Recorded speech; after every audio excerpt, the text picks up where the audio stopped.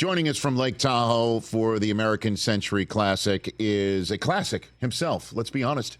He's a Pro Football Hall of Famer, Steve Young. How are you, Steve? Rich, I'm doing great, buddy. Good to see you. You know, normally I'm dazzled by your baby blues, but look at that blue sky behind you, man. Look at that, brother. It's the lake over there, but this is it's a good spot right now. A little hot, but okay, beautiful. Where have I found you? Are you on a practice tee? Where are you? We got Shane Victorino. We got Doug Peterson there, coach of the Jaguars. Yes, I've heard of him. Del Kirk fit in with Steph's not here for the Olympics. Right. And see, we got a lot of people here. Yeah. Okay. So, do you not hit a lot of balls before you go out there? Well, I might take you away. Warm up and get ready to go, but then you asked me to take. I'm going to do it. Phil says Rich needs you, right? So hey, Rich calls, I'm here. I appreciate it. I appreciate it. Let's be honest. If I keep swinging, all I'll do is get sweaty, and I won't help. I still suck, so it doesn't matter. What's the handicap these days? You know what? I'm gonna start the celebrity range tour, because on the range, bro, I am sweet. I am sweet on the range. Okay, very good. You're the celebrity range tour. I like it. Very good. Okay. So all right, so who are you playing with today? Who's in the group? I'm with Doug Peterson and great Jim McMahon, who is dragging his foot around. He still got it. I thought he thought he'd lose his foot, and he's still doing it. He's on a cane, but he's played every year here for 31 years. I want to say he's never missed 35 years, and so he's just gonna drag his foot around and see if he can finish. So he's a warrior. So when did you meet him for the first time in college, when he was Jim, wearing the Roselle gear and sweatband in college? I was the first. At BYU, I was a freshman. He was a junior, and his junior year, he was a senior year. Sorry, he was amazing, and I learned how to play quarterback from him. People don't realize, as crazy as he is, and as people think he is, as far as quarterbacking, he is the most technically sound. Drop back, throw the football, read defenses as anyone who I ever knew. And so I learned how to play quarterback from him. I'm really grateful to him. Next up, hitting 16, Tim Brown, Marcus Allen, and Jerome Bettis. Oh my gosh, listen to that group. Tim Brown, Marcus Allen, Jerome Bettis. What a group. Okay. Come on, bro. Come on up. Steve, I did it 1 year. I was paired with Derek Brooks and Jason Taylor, and the three of us, we were so bad it looked like we were digging for gold and panning it. That's how bad it was. That's how many divots we left on that course. And I think somebody was following us saying, there's no way these people are invited back. That's the way I felt.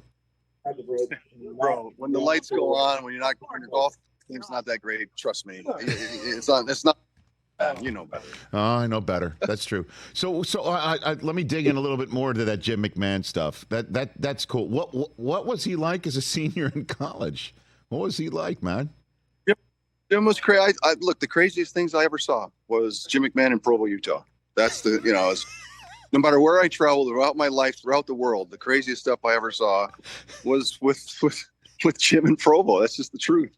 And Lavelle Edwards, I give him tremendous credit, and Jim for figuring out how to, stay around and do well. And, he dominated.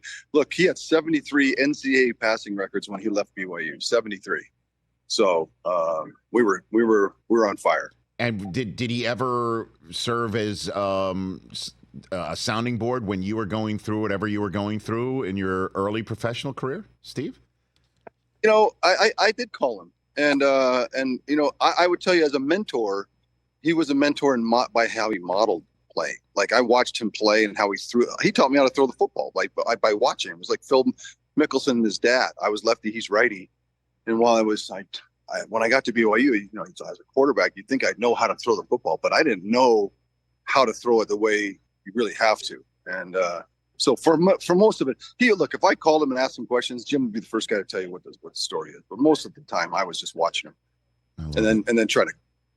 Steve Young here on the Rich Eisen Show. A few minutes left with him before he goes out and shoots I guess, what do you say, high? Because it's Stableford? Like, is that what you got to say? You got to go shoot high?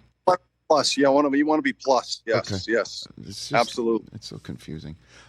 So what is your expectation level of Brock Purdy this year, Steve?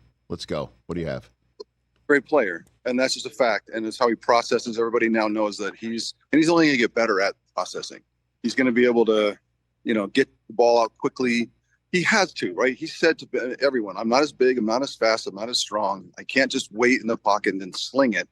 So he's going to process, and he's going to get the ball out, and then people are going to start to see that, and they're going to start running where he's looking because he knows he's got to let it go, and he's going to fix his, change his games as people change his game as people get more of a beat on him but as far as playing quarterback in the NFL, if you want to be good, you got to be a great processor, and the dude is elite, and that's not going to change. He's going to be challenged, and especially if he loses some talent, if Brandon doesn't sign, but they've got so many guys, and that's what you need in the NFL. Is Rich, you need a lot of help at quarterback. When you get a lot of help, you get good really fast. And when you use the elite word, that's when radar screens go up. Radars go up. You just use the elite word for Brock Purdy, Steve.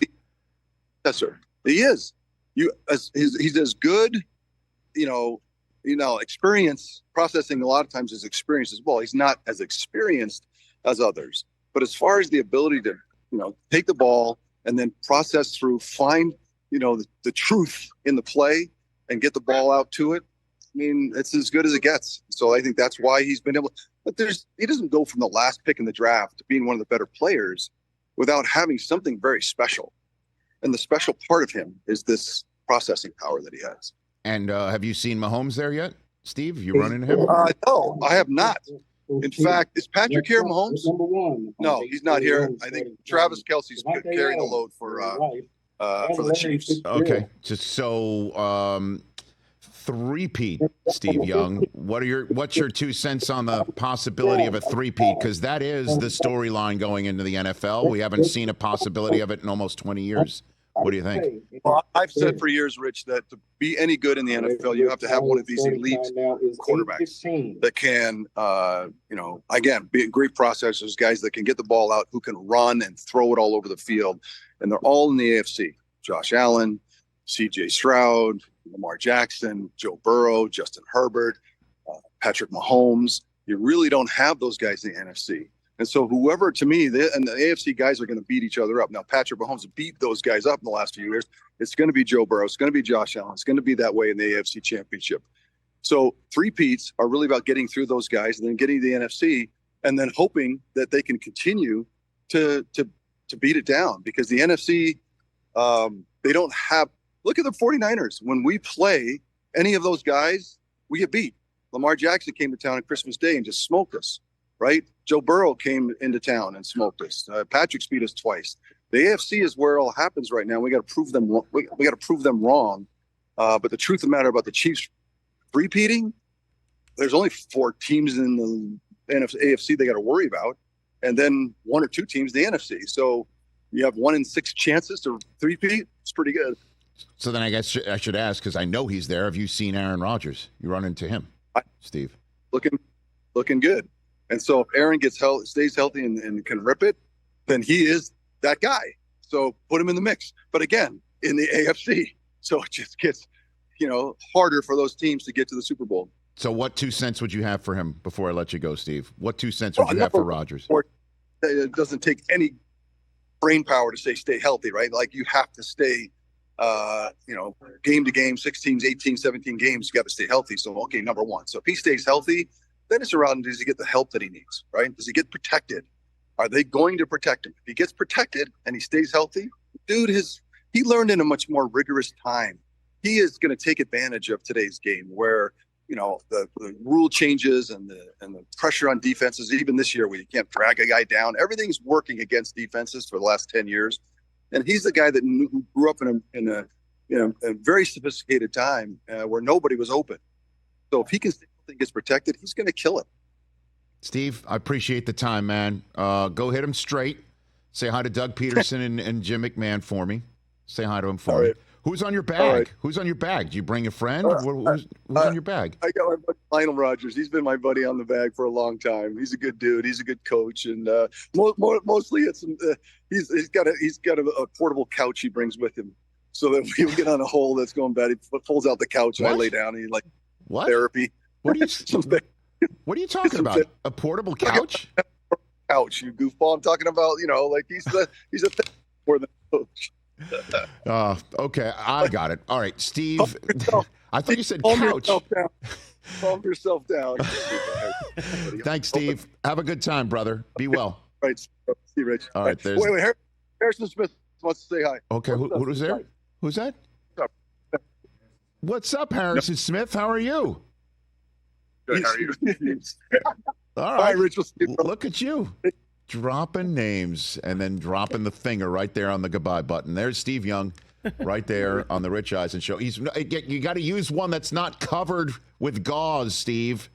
Use the other finger. It'll be easier. That's the same with putting. Look at that. This is bad news for your golf game. You can't even. I'll go left-handed. There you go. Now it's a gloved hand. We're seeing bees. That's Careful. the other problem. That's the other problem. I play golf right-handed. Figure that one out. Right? What? Are you serious? Yeah, that's my handicap. I'll see you, buddy. All right, there you go, Steve Young. We'll hang up for you. Hang up for him. Help me. Right here on the Rich Eisen Show. Catch the Rich Eisen Show every single day on the Roku channel, 12 to 3 Eastern, for free.